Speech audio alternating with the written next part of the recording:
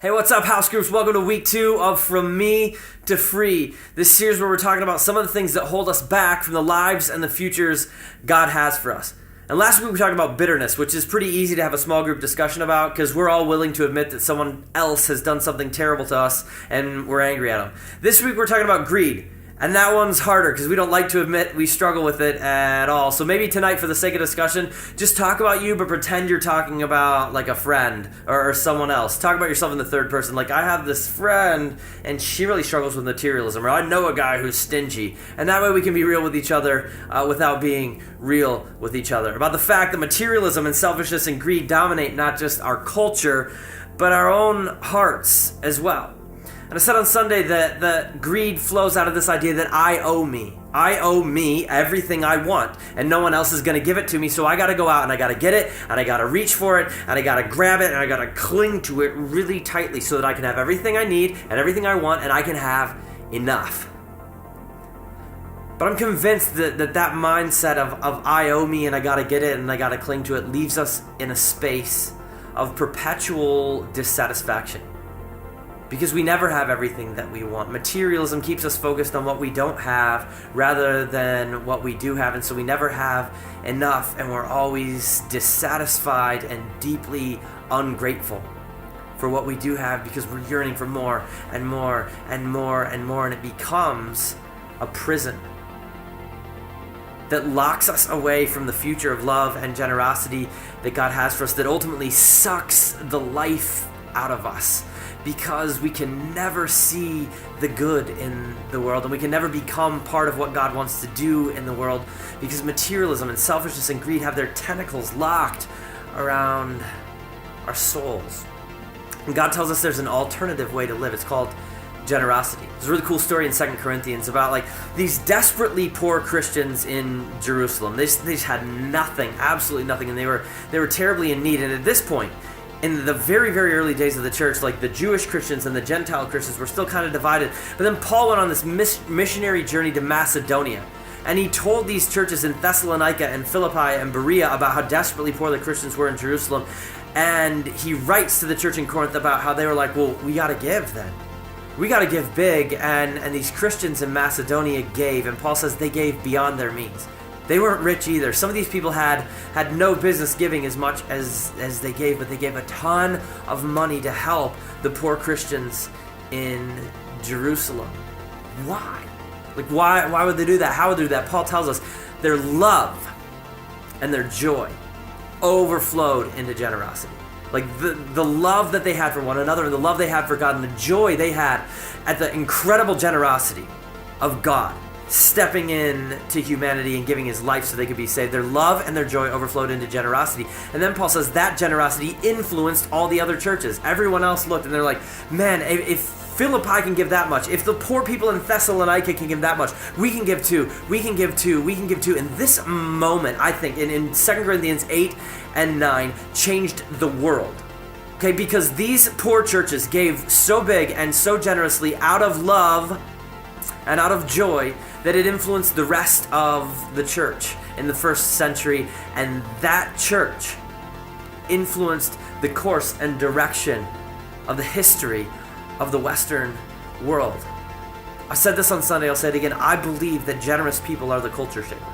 Like, we live in an era of so much cynicism and fear and consumption and materialism and selfishness. Love and joy and generosity are in short supply, and the people who have them and the people who give them are going to be the people that change our culture and change our world. Because it's countercultural. Like, our culture gets materialism. If we go ahead and just dive right in to the way everyone else around us is living, there's nothing about our faith that's surprising. There's nothing about our faith that's going to make them sit up and take notice. They get materialism, they get accumulation. But when we generously, because of our love, because of our joy about what God did for us and his generosity, when we give and love generously of ourselves and of our time and of our money, that changes the world. It blesses our world in massive ways, and it also sets us free. It sets us free from like financial fear. It sets us free from that constant worry that we might not have enough, and it sets us free from cynicism.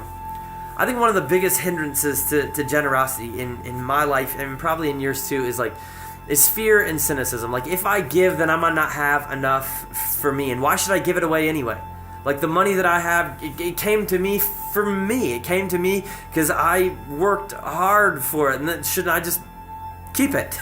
And shouldn't I just provide for me? And I get really cynical about giving to anyone else because I'm afraid, and because I wonder, do they deserve it like I deserve it? And it reminds me of the story of a woodpecker.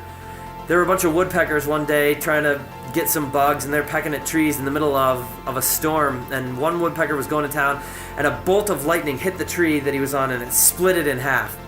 And he turned around to all of his buddies and said, "Wow, I didn't know that I had that in me, boys." And the truth is, like, this idea that all the money we had comes to us because we worked hard is not entirely untrue, but it's also not the full story. Like, God is providing it. God is doing something, and so often, like, God does something for us, and we turn around and look at everybody and say, "I didn't know I had it in me, boys," because we've lopped him out of the equation. And the crazy thing is, in American culture, and this isn't true in cultures all over the world, but in American culture, when we don't have enough, we tend to come to God and say, "God, I don't have enough." But when we have more than enough, we tend to not come to God. Like, "Oh, now I got more than enough, I should just spend it."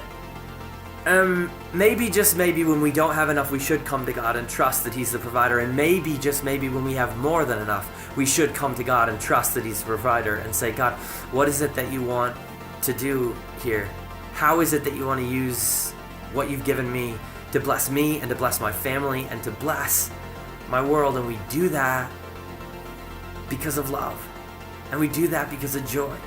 Like, love fuels generosity, but stinginess and greed squeezes out love. And we know that. Any of you who've ever been married know that love fuels generosity and greed stamps out love.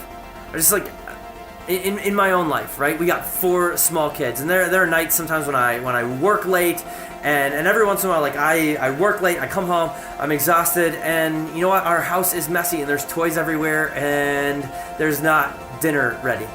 And there's like 2 options at that point, right?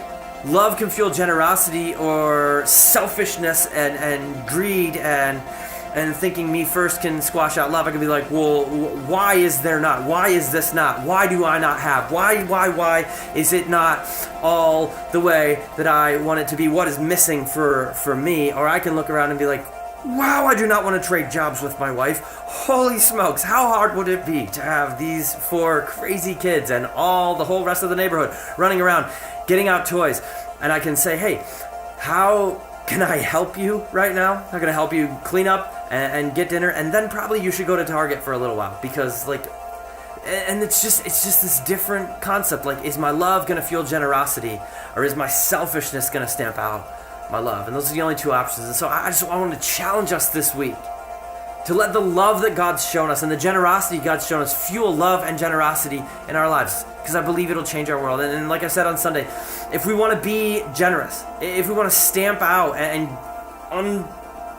unhinge our hearts from the tentacles of materialism and selfishness and greed, we can't wish it away, we can't hope it away, we can't feel it away, we can't fast it away, we can't pray it away. The only way is to give it away.